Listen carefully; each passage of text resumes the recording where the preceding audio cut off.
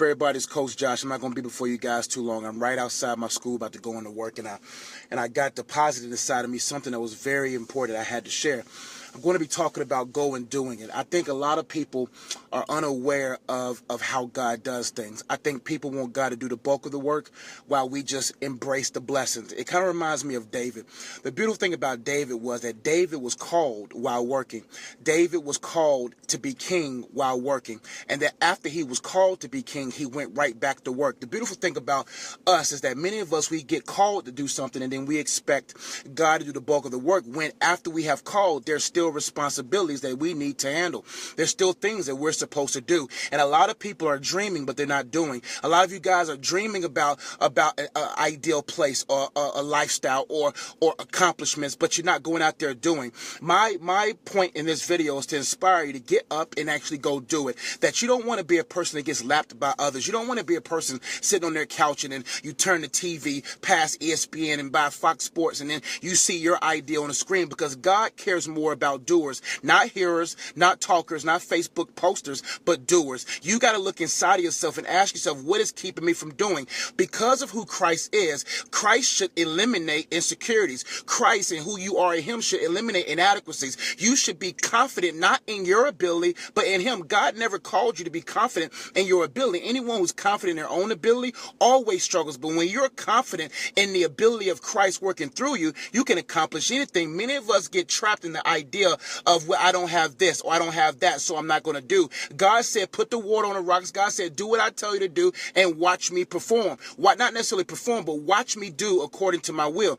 God has a purpose for you. He has exciting things for you. He wants to do great and miraculous and supernatural things through you, but you have to trust, and you actually got to put your hand on the plow. The Bible talks about any man who puts their hand on the plow but looks back is not fit for the kingdom. Why do you think God had talked about plowing? God has called his people to work. Go out there and do it. Go out there. Don't try it. Do it, because there's something amazing that happens after you have finished something. There's nothing more accomplished than when my books are finished. You can't take the fact away. I may not be a New York Times bestseller, but I'm an author. And the good thing about it is you accumulate names, or you accumulate other things after accomplishments. If you don't accomplish anything, you can't add nothing to your name. And you got to go out there and do it. If you got a business, work hard. If you got an idea, work hard. Whatever it is, work unto the Lord and work hard, because God is looking for people who can work.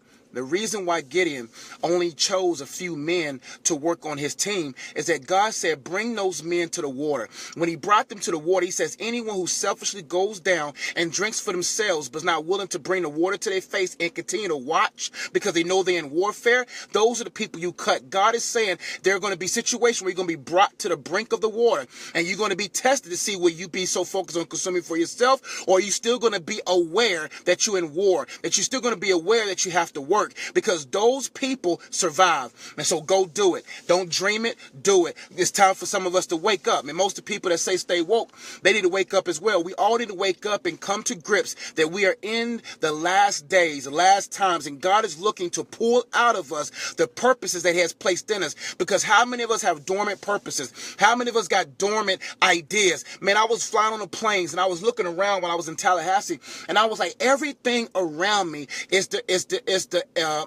expression of an idea, meaning that there was once a time that these planes were never existed. There was once these things, everything we see came from the mind of somebody, and God is like, what is that thing that's still hinged within your mind that hasn't been pulled out? Because we haven't even scratched the surface of what God has called us to. So I'm challenging you guys to go do it. It is April. The year is still young. Go out there and do it. No excuses, because coach will lap you. Coach is going to work. Coach got a book coming out. Coach is going around traveling. Coach has got to do it because he knows the severity of the times, and he knows the potential that God wants to pull out of people. And that's why you got to be a vessel willing to be used. I'm challenging you today to go do it. Stop dreaming. Stop talking about it. Stop posting. Don't post no more. Work quietly and let the fruit of your labor speak. So I just want to challenge you guys to go out there and do it. Go out there and make it happen. Do it because God has called you to, man. Yes, I have a lot of insecurity insecurities. I have a lot of inadequacies. Yeah, I have a lot of fears, but greater is he that's in me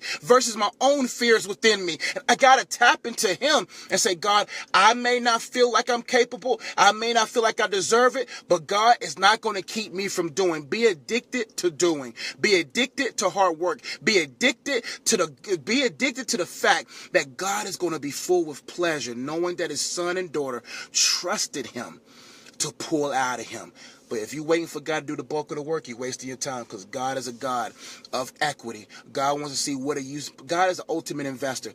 He wants to see what are you willing to put in. Ask Elijah. Ask everyone who was even used by God. They had to put equity in. I'm not sitting there saying works righteously. You got to work for God to do something. But there's something about working that proves that you're ready. Working, you learn so much by doing. Listen, many of you guys right now are thinking the next 2 years, but not thinking the next 20. Some of you guys are thinking about the next 4 months, but I'm thinking about the next 40 years. Life is about a marathon. Life is about longevity. Life is about legacy. If you're thinking about the 2 years, but you're not willing to give yourself a decade, you're going to lose, because everything in life is governed by patience and needs patience to grow. So if you want to be successful and if you want to be impactful, give yourself a decade. Don't give yourself a year, because many of us underestimate what a decade brings and overestimate what a year brings, because many of you are asking for something outside of God's timing, and God said 1,000 days, 1,000 years is like a day to me.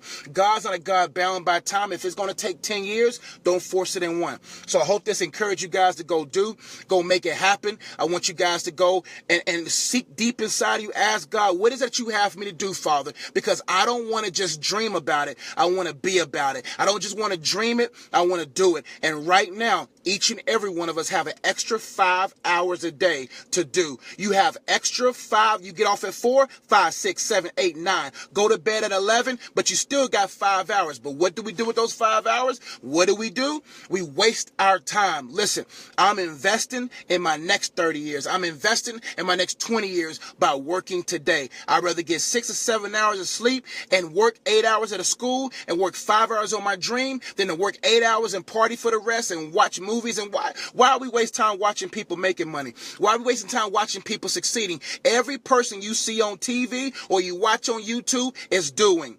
But the rest of us, all we doing is watching. Listen, be a doer, not a viewer. Gotta go. Y'all have a good one.